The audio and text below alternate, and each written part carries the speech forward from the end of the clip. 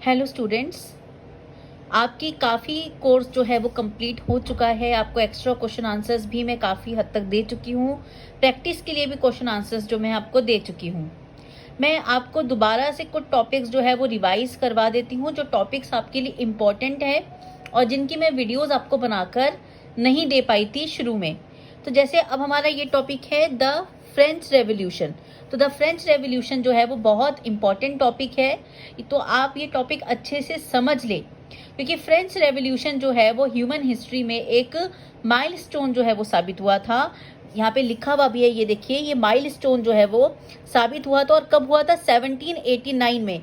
ये आप ध्यान रखिएगा कि ये डेट बहुत इंपॉर्टेंट है कि फ्रेंच रेवोल्यूशन कब हुआ था, 1789 में। तो ये इसलिए भी इम्पॉर्टेंट है क्योंकि इसने सोशली, इकोनॉमिकली, पॉलिटिकली हर तरीके से ना सिर्फ फ्रांस में, यहाँ पे देखिए, ना सिर्फ फ्रांस में बल्कि पूरे यूरोप में और कहीं ना कहीं पूरे वर्ल्ड पर जो है अपना इफेक्ट डाला था। तो ये फ्रेंच रेवोल्यूशन आपका बहुत इंपॉर्टेंट है और इस चैप्टर में आपका जो है फ्रेंच रेवोल्यूशन वाला टॉपिक ही आ रहा है। द अमेरिकन रेवोल्यूशन वाला जो टॉपिक है वो नहीं आ रहा है। तो इसके नेक्स्ट टॉपिक है causes of the French revolution. आपको फ्रेंच रेवोल्यूशन के जो कॉजेज हैं वो समझने हैं, जिसमें सबसे पहला कॉज है N unequal unjust social order. कि फ्रेंच रेवोल्यूशन का जो एक सबसे बड़ा रीज़न ये था कि वहाँ की जो सोसाइटी थी वहाँ पे बहुत ज़्यादा अनजस्ट था, अनइक्वल था। क्यों? क्योंकि वहाँ पे जो सोसाइटी थी वो एस्टेट्स में डिवाइड थी। एस्टेट्स 3 हिस्सों में डिवाइड थे, ये दिए हुए हैं आपको। द फर्स्ट एस्टेट, जिसमें आते थे क्लर्जीमैन यानी कि चर्च के ऑफिशियल्स। सेकंड है द सेकंड एस्टेट, जहाँ पे नोबल्स, अमीर लोग और उनकी फैमिलीज आते थे। और जो थर्ड एस्टेट है उसमें तकरीबन 95% जो पॉपुलेशन है वो आती थी, यानी कि सबसे ज़्यादा जो लोग थे वो थर्ड एस्टेट में आते थे। लेकिन प्रॉब्लम ये थी, इस वाले पैराग्राफ में देखिए, प्रॉब्लम ये थी कि फर्स्ट और सेकंड एस्टेट के जो लोग थे वो कई सारा फ़ायदा उठा रहे थे। उनको टैक्स भी नहीं देना पड़ता था और बहुत ही अच्छी और लग्जरियस लाइफ जो है वो जीते थे। वहीं अगर हम दूसरी तरफ बात करें थर्ड एस्टेट की, तो थर्ड एस्टेट जो है वो बहुत ज़्यादा परेशान था। सारा टैक्स का जो बर्डन था उसी के ऊपर था। वो बहुत ज़्यादा दुखी था। हर छोटी छोटी चीज़ों के ऊपर भी टैक्स लगा हुआ था, जैसे कि सॉल्ट तक पे वहाँ पे टैक्स लगा हुआ था। उनकी लाइफ बहुत ज़्यादा हार्ड थी, खास करके जो पुअर पीजेंट्स थे उनकी। तो इस वजह से ये जो अनजस्ट चल रहा था उसकी वजह से भी फ्रेंच रेवोल्यूशन होता है।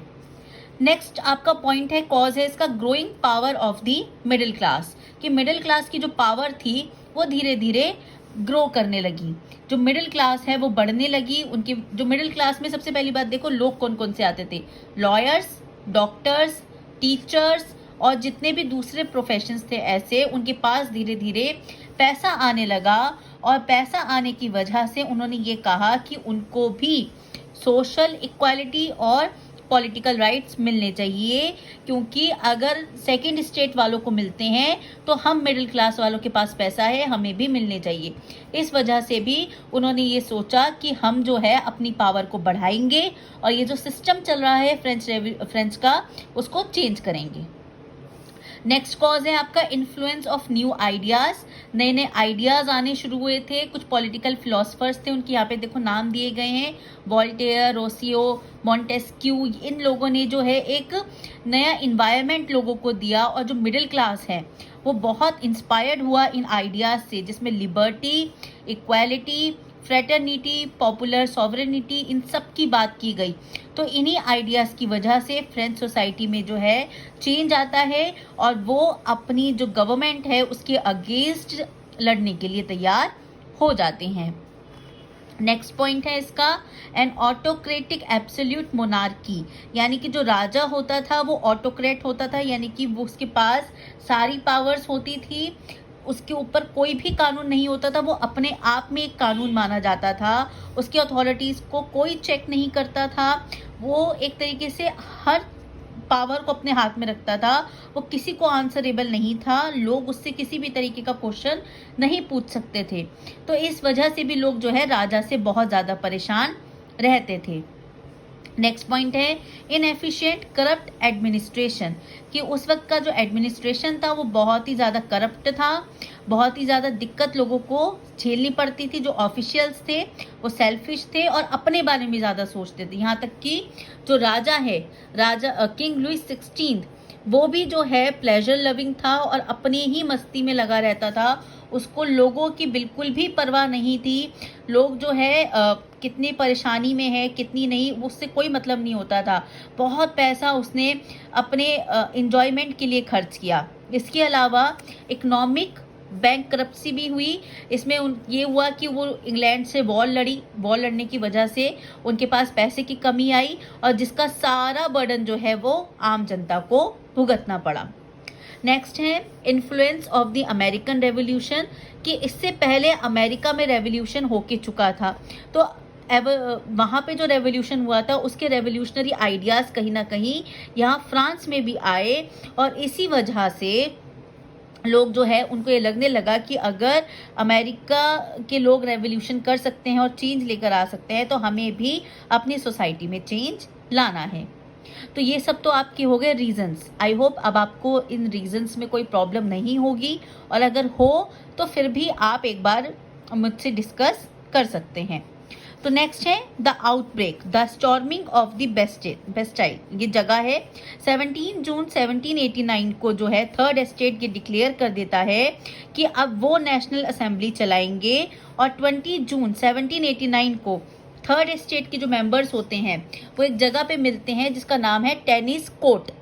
टेनिस कोर्ट जगह का नाम है जहाँ पे वो एक ओथ लेते हैं, यानी कि एक शपथ खाते हैं कि वो एक न्यू कॉन्स्टिट्यूशन बनाएंगे, और इसी को जो है टेनिस कोर्ट ओथ के नाम से जाना जाता है। ध्यान रखिए ये इम्पोर्टेंट है, आपसे पेपर में पूछा जा सकता है कि टेनिस कोर्ट ओथ क्या होती है।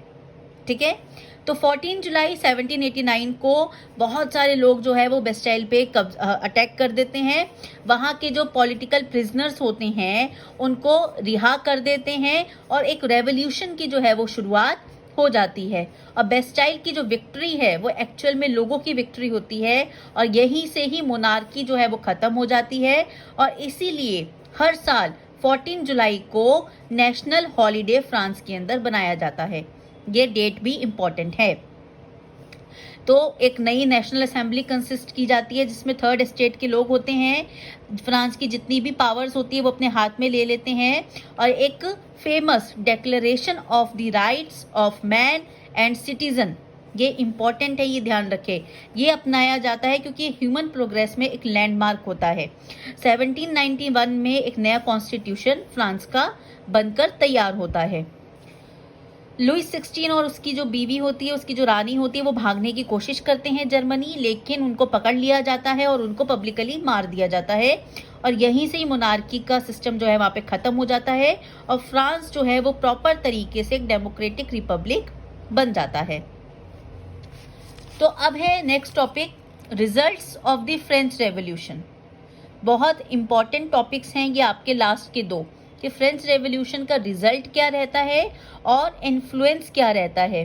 तो रिजल्ट में ये है कि सबसे पहली बात जो उन्होंने डेक्लेरेशन किया था, डेक्लेरेशन उसमें क्या क्या बातें की गई कि सारे इंसान फ्री पैदा हुए थे, मतलब बोर्न फ्री थे, मतलब उनके ऊपर किसी भी तरीके की बंदिशें नहीं होनी चाहिए जस्ट बिकॉज कोई गरीब के घर पैदा हुआ है या कोई कहीं भी पैदा हुआ है तो वो स्लेव नहीं बन सकता है। हर इंसान अपने में फ्री होता है, सबको इक्वल राइट्स है, सबको बोलने का अधिकार है, एक्सप्रेशन का अधिकार है, रिलीजन चुनने का अधिकार है।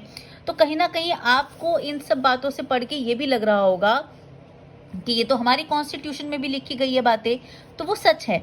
फ्रेंच रेवोल्यूशन का बहुत इम्पैक्ट जो है वो वर्ल्ड पे भी पड़ा है। जो आप ये पढ़ेंगे यहाँ पे influence of the French revolution, इसमें पढ़ेंगे कि जितनी भी पॉइंट्स ये लेकर आए वो कहीं ना कहीं वर्ल्ड पे भी पड़ा, और हमारा जो कॉन्स्टिट्यूशन बना इंडिया का, उन्होंने इन टॉपिक्स को रखा, जैसे लिबर्टी, इक्वालिटी, फ्रेटर्निटी, ये टॉपिक्स भी हमने लिए। एब्सोल्यूट मोनार्की बिल्कुल ख़त्म कर दी गई और रिपब्लिक बना दिया गया फ्रांस को। इसके अलावा डेमोक्रेटिक गवर्नमेंट बनाई गई जो लोगों के लिए काम करती थी। फ्यूडलिज्म, सर्फडम यानी कि सामंतवाद वगैरह सब खत्म कर दिए गए। चर्च की पावर को भी गवर्नमेंट के कंट्रोल में कर दिया गया। हैप्पीनेस फॉर ऑल, ये बात की गई कि सबके लिए खुशहाल जिंदगी होनी चाहिए और गवर्नमेंट उसी के लिए काम करेगी। अब है नेक्स्ट टॉपिक, इन्फ्लुएंस क्या रहता है। तो ये जो रेवोल्यूशनरी आइडियाज आए फ्रेंच रेवोल्यूशन के दौरान, जैसे लिबर्टी, इक्वालिटी, फ्रेटर्निटी, ये सब एक प्रिंसिपल्स बन गए बाकी सारे लोगों के लिए भी। अगर हम अपने देश की भी बात करें, भारत की भी, तो यहाँ के लोगों के लिए भी ये पॉइंट्स बहुत इंपॉर्टेंट थे। और जब हमारा कॉन्स्टिट्यूशन बना तो इन पॉइंट्स को उसके अंदर शामिल किया गया। ये बात की गई कि पॉपुलर सोवेनिटी जो है वो ज़रूरी है, पॉलिटिकल सिस्टम में ये आना चाहिए। जो हेरिडिटरी रूलर्स हैं उनको ख़त्म करना चाहिए। और पूरे वर्ल्ड में जो एक स्पिरिट ये लेकर आए नेशनलिज्म की, उसने भी लोगों को बहुत ज़्यादा इन्फ्लुएंस किया। तो ये आपका फ्रेंच रेवोल्यूशन था। आई होप अब आपको इस टॉपिक में कोई दिक्कत नहीं होनी चाहिए। कोई दिक्कत हो तो आप मुझसे पूछ सकते हैं।